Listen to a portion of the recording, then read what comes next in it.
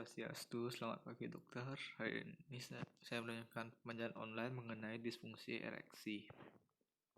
Dari definisinya merupakan ketidakmampuan secara konstan untuk mencapai dan mempertahankan penis yang ereksi dengan kekakuan yang cukup.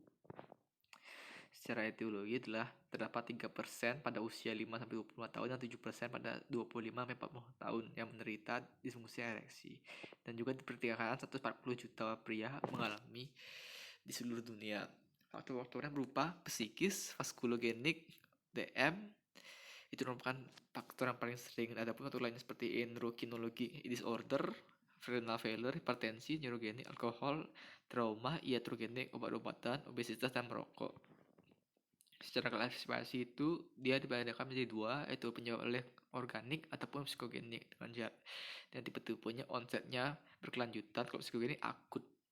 Nah, dan juga dari tipe tipe lingkungannya juga secara keseluruhan dan situasional. Kita harus melihat dari fisiologi bagaimana terjadi ereksi. Jadi ereksi itu oleh karena kompleks dari neurovaskular yang sangat kompleks. Jadi intinya ada relaksasi otot pelos yang dikendalikan oleh SSP dan ST. Nah, pada spinal cord T1 sampai L2 dan juga S2 sampai S4 itu merupakan center dari ereksi, di mana T1 L2 itu pada saraf simpatik dan juga S2 dan S4 itu pada saraf parasimpatik.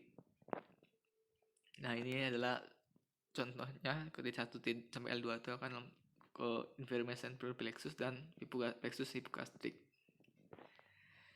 Nah, jadi yang mempengaruhi itulah intradoksis yang merupakan neurotransmitter utama yang menyebabkan relaksasi otot polos. Nah, itu dilepaskan dari terminal nervus parasimpatik yaitu pada S2 sampai S4. Nah, tadi relaksasi otot polos dari cavernosus. Nah, relaksasi otot polos menyebabkan vasodilatasi, maka terjadi peningkatan tekanan intracavernosus dan menurunnya venous drainase dan akhirnya mempertahankan posisi itu akan menjadi ereksi. Nah, apabila noradrenalin yang dilepaskan dari terminal nervus simpatik akan terjadi kontraksi otot polos corpus venosus dan meningkatkan dari venous drainase. Akhirnya fleksi menjadi meredah.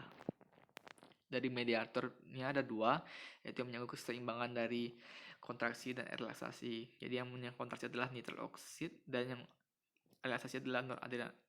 Adapun yang hal-hal lainnya seperti endothelin, angiotensin, dan TXA2. Untuk diagnosisnya itu dengan cara tes tumorensi penis malam hari dan tes kekuatan menggunakan Rigiscan selama 2 malam. Normal terjadi kekuatan sebesar 60% dan berlangsung selama 10 menit. Ataupun tes lainnya dengan cara USG duplex, itu melihat ada gangguan pada vaskularisasi.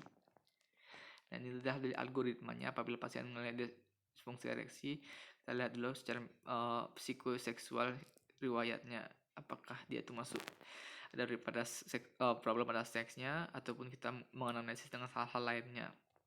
Lalu kita fokus ke mana pemeriksaan fisiknya, itu mengenai penil deformitas dan apakah dia memiliki penyakit prostat, tanda-tanda hipogonad, dan penyakit kardiovaskular dan neuro.